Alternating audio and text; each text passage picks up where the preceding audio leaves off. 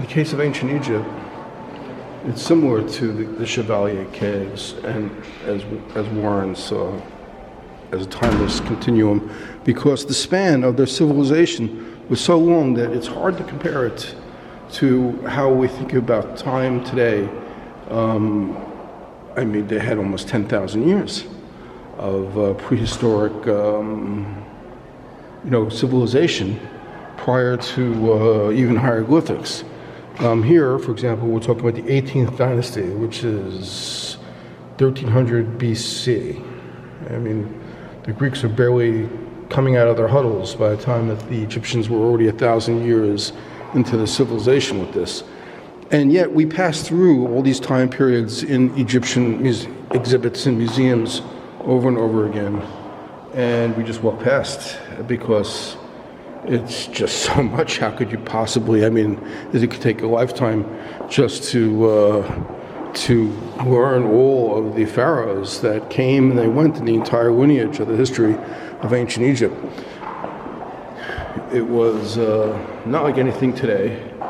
It lasted virtually forever, and there was a continuity in the art forms and in the literature and the religion. While it did evolve as time went on, there was still a continuity, and it existed long enough to see a change in the environment and the climate of the Nile River Basin also. So you got to take that into consideration also. So here I am. When I go through the Met, I don't even go through it. They got literally thousands of showcases of items, Egyptian items after Egyptian items after Egyptian items after Egyptian items. I mean, how many of these can you look at before you finally get tired of looking at them? But the collection's a little bit smaller here at the Brooklyn Museum. Well, the Brooklyn Museum has one of the great Egyptian collections in the world. It really does. And this is supposed to be part of the late section. But you just have to keep in mind that while we talk about Greek art in terms of the 4th century, the 5th century, the 6th century BCE, the classic period, and so on and so forth, and the Hellenistic period, it's nothing compared to the length of time that the Egyptians had when they did their, when their civilization was at its height, which was for 10,000 years, perhaps, or maybe longer.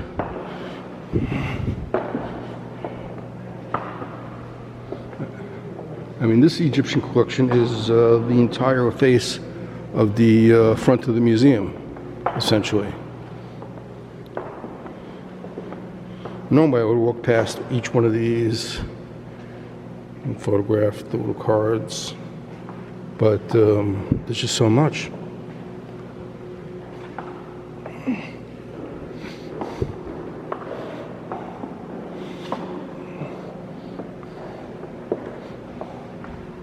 The third intermediate period, at the beginning of the late period. This is the 21st dynasty. Oh, by the way, it's about 1000 BCE.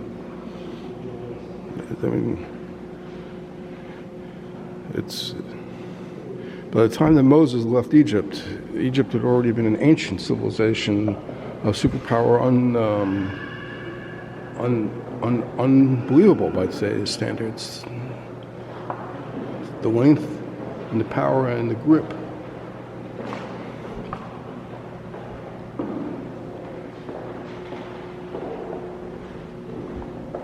There's a stela, which might be hieroglyphics, or it might be Proto-Canaanite script of some kind.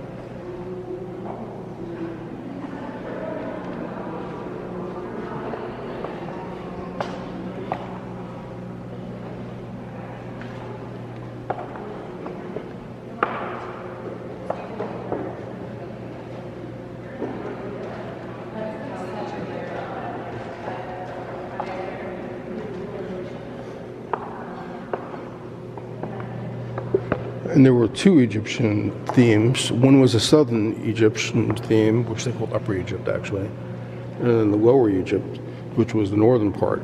And at some point, one conquered the other and converged the two.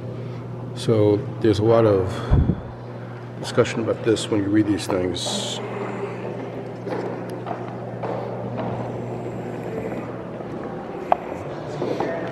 She's actually helping me look into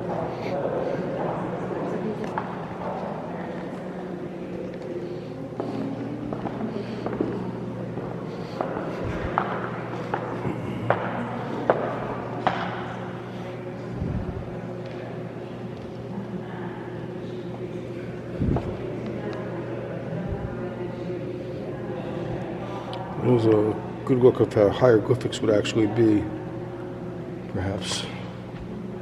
Let's just take a picture of that.